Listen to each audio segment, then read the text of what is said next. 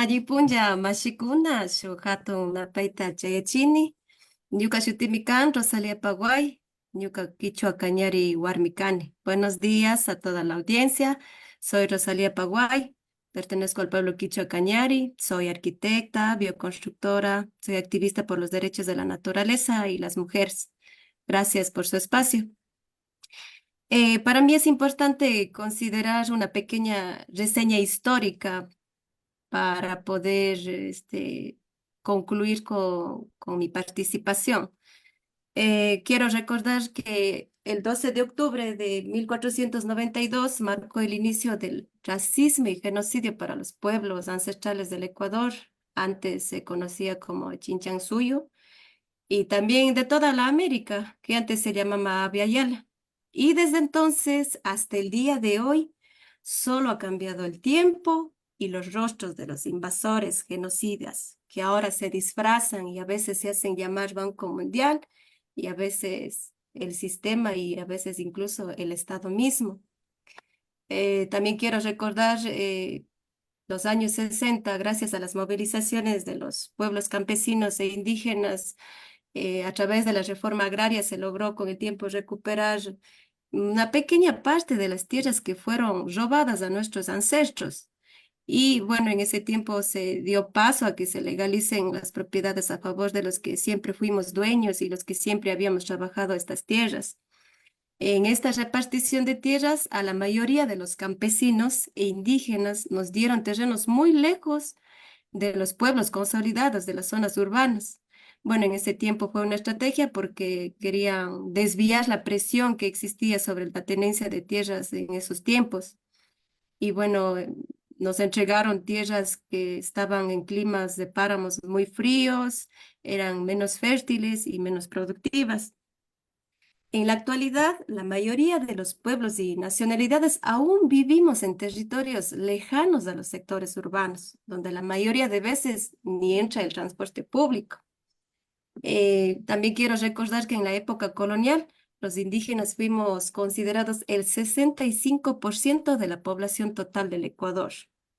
Estos datos se usaban para calcular y poder cobrar el impuesto de los tributos. Y solo por esta razón nos visibilizaba. Pero ¿qué pasó en la época republicana? Cuando dejamos de pagar los tributos, nos desaparecen del mapa. Ahora, en el 2010, aparecemos los pueblos afros, indígenas y montubios. Para este año, los indígenas somos solo el 7% de la población total del país. O sea, nos aparecen, nos desaparecen a su antojo como arte de magia. Según el desarrollo, según la UNESCO, el 25% de la población total del Ecuador es indígena. Pero ¿qué dice el Banco Interamericano de Desarrollo? Dice que somos el 43% de la población total.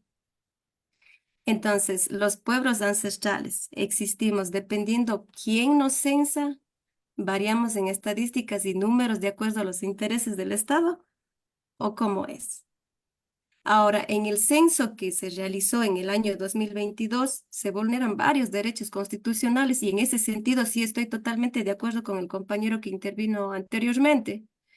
Nunca existió una consulta previa, libre, informada sobre la metodología que se iba a aplicar en el censo. Tampoco hubo una campaña previa de sensibilización para poder autoidentificarnos las poblaciones indígenas, los afroecuatorianas y también los montubios del país. Es decir, o sea, nuestras comunidades no sabíamos ni que iba a haber censo, cuándo es que empezaba, ni qué es lo que iban a preguntar. Otro tema que también el compañero anterior mencionó es el tema de los formularios. No nos permitía autoidentificarnos correctamente. Por ejemplo, en mi caso, yo soy Quichua Cañari y teníamos que escoger entre nuestra nacionalidad o pueblo y era imposible identificarnos correctamente.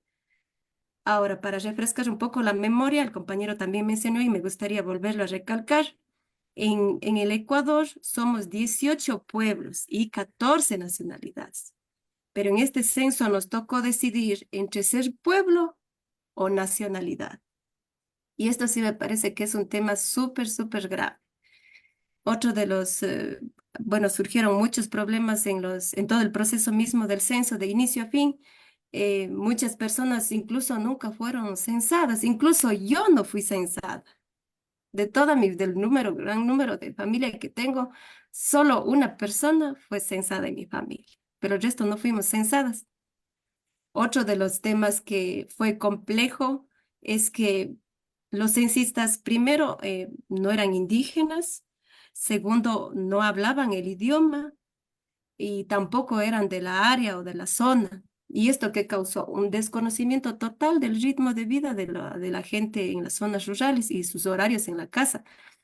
Esto quiere decir que los censistas llegaban y no encontraban a nadie en la casa. En las zonas rurales, muchas áreas están lejos, como antes mencionaba, no hay transporte público. Y la cobertura de los censistas también fue complejo. ¿Por qué? Porque ellos no tenían transporte para movilizarse. Ese es otro grave problema.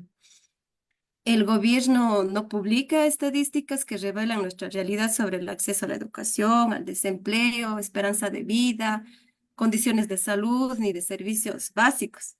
Entonces, para mi criterio, el censo de población que realizó el INEC en el año 2022 resulta ser un instrumento político planificado que vulnera los derechos de los pueblos y nacionalidades y afroecuatorianas, y no solo de nosotros, sino también de todo el país. Este censo, para mi criterio, está claramente diseñado para invisibilizar a las poblaciones ancestrales.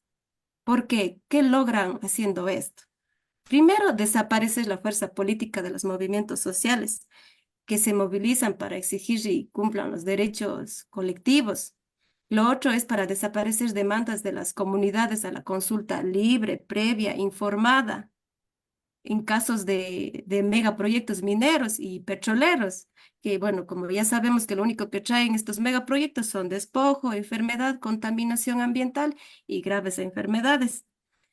En resumen, para mí, este censo está totalmente diseñada para favorecer las políticas extractivistas, ya que si es que no hay comunidades indígenas, nos desaparecen del mapa, entonces ya no hace falta hacer ninguna consulta porque no hay nadie. Esta invisibilización en realidad afecta también la representación política, económica y social hasta el próximo censo, que será luego de tantos años. Como todos conocemos, la administración pública de los gobiernos locales también dependen de la representación estadística por la decisión política para asignar recursos a cada gobierno autónomo. También permiten definir políticas de salud, de educación, de cultura. Recordemos que en la época de Lenín Moreno se eliminó la Comisión Nacional de Estadísticas de Pueblos Indígenas y Afrodescendientes y Montubios, la CONEPI. Permitía pues en ese tiempo que las comunidades diseñen, difundan y ejecuten campañas de autoidentificación debidamente financiadas y organizadas, ¿no? Bueno, el acto mismo de definir estadísticas irreales para desaparecer a los pueblos indígenas fue en el pasado y sigue siendo ahora en la actualidad un instrumento de despojo y genocidio estadístico en el Ecuador. Considero nuevamente que el censo del año 2022 pone en riesgo al futuro de muchos pueblos ancestrales, ya que nos priva de muchos derechos políticos y también de derechos económicos, culturales y sociales.